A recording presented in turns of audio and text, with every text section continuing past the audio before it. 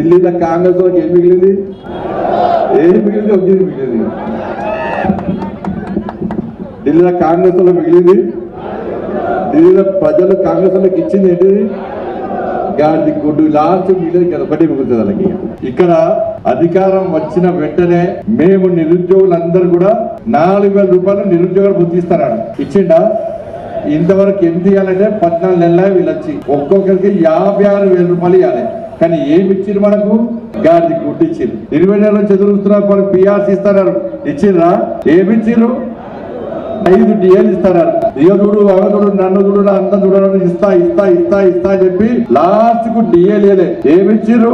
గాడి గుడ్డు ఇచ్చిర్రు. ఇవాళ రైతులకు గాడి గుడ్డ ఇచ్చిర్రు కదా.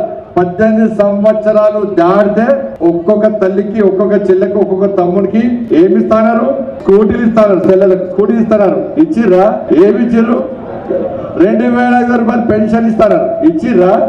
ఏమిచ్చిర్రు? 4,000 రూపాయలు ఆస్తారా పెన్షన్ ఇస్తారు. ఇచ్చిర్రా? ఏమిచ్చిర్రు? గాడి గుడ్డు ఇచ్చారు. రైతులకు 15 రూపాయలు భరోసా ఇస్తున్నారు. ఇచ్చిర్రా? అందరికి ఏమిచ్చిర్రు? 12,000 రూపాయలు కూలీలకు ఇస్తున్నారు. ఇచ్చిర్రా? ఏమిచ్చిర్రు? ఇప్పుడు ఎన్నికల్లో మనం ఏమి చేయాలి? రేవంత్ రెడ్డి గిరగిర పోయి ఢిల్లీ పోయి చూడు చూడు తెలంగాణలో 4,000 రూపాయలు పైన నిరుద్యోగ గుర్తించడం, మమ్మల్ని గెలిపిరి. ఇక్కడ యువకులకు ఢిల్లీలో 8,500 రూపాయలతో ఇవ్వండి.